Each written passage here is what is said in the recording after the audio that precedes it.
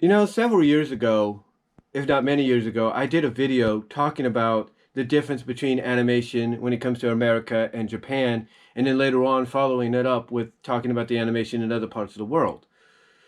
But here's the big difference though.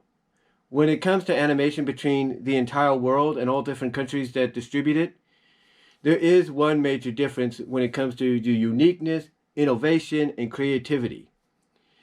And believe it or not, and I'm going to be careful with my wording here, because this is YouTube, and it's the same for places like Vimeo and BitChute and all the others. But the biggest difference comes with the extreme adult anime, the EAA as I call it. Because of the fact that when Japan applies, their creativity to the EAA that they distribute, I can tell you honestly, from what I've heard, from what people have told me, it's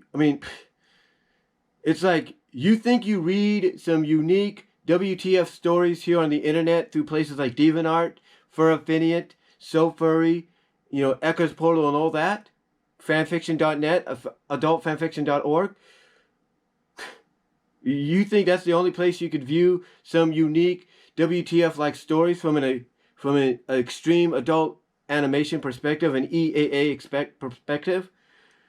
Then you got another thing coming, because countries like Japan, countries like Europe, countries like Australia, Russia, Canada, they take the cake. Among others, like Mexico and many others, they take the cake because they are willing to go in directions that American studios that produce adult anime or are known for producing adult anime or animation will not go, but occasionally go once in a while.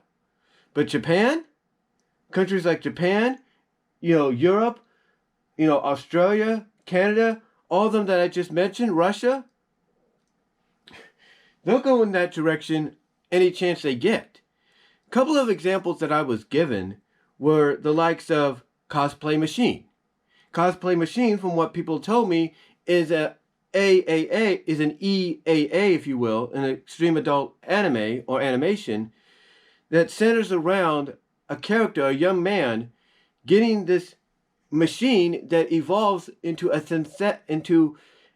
synthetic fembot that has the ability to become anyone he desires or anything he desires. And in other words, if he says, can you become this person, or can you become this anime girl, or can you become this fantasy creature, or whatever, this synthetic fembot has the ability to do it. And the reason I bring this up, and the reason it ties into the unique creativity that countries like Japan go to when it comes to the EAA, as I call it, is the fact that they also have to work around avoiding legal issues, because there are some characters, from what has been described, that this fembot turns into that are owned by other anime studios. And these anime studios would not be happy with their characters being portrayed in this manner.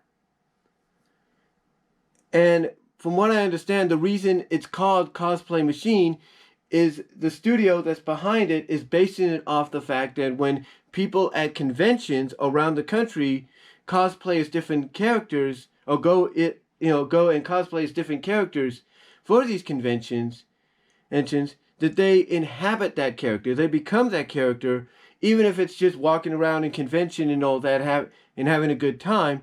That's kind of what this EAA is based around. It's based around that kind of a concept. That basically, when he asked this fembot to become, all these different characters of people or women he's been fantasying about or know about, that basically this fembot takes on that personality. She plays out that character or plays the role of that person. Another one, of course, earlier this year got a lot of attention, called Interspecies Reviewers.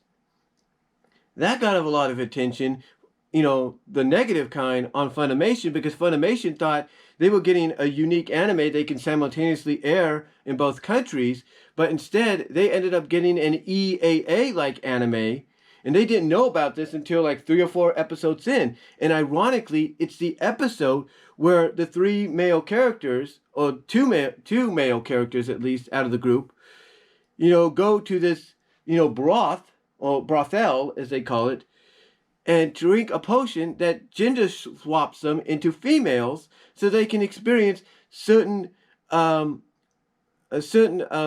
moments, if you know what I mean, as a female. And that right there could have been the one that got Funimation in trouble and made Funimation realize, oh crap, this is not exactly what we thought it was. And then if that's not enough, there's another one as well that it kind of takes the mixture of the EAA, the extreme adult anime or animation, and applies it to some horror as well. And it's called Sexy Magical Girl. And basically all I'm going to say is, if you're intrigued, if you're interested, from what I read, all I could say is have fun looking it up and checking it out yourself. Because honestly, from what I read, from what people told me, it is a WTF like EAA. But it's not just limited to this either. I mean, they've done this in the past with, Tetsuka's adult adaptation of 1001 Nights and Cleopatra. And yes, here in the States, we've done it too with things like, Fritz the Cat, Cookskin, stuff like that. We've taken these risks before ourselves. We've taken these risks ourselves in the past. But we haven't done it in a while, but yet you have countries like Japan, Europe, Russia, Australia, you name it, that are willing to do it. But what do you guys think?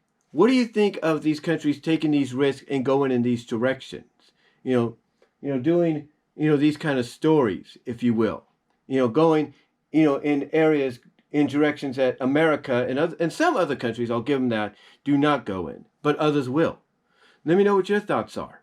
Comment down below. I know this may have sounded like a weird kind of topic to talk about, but let me know what your thoughts are. Comment below, and I'll talk to y'all later.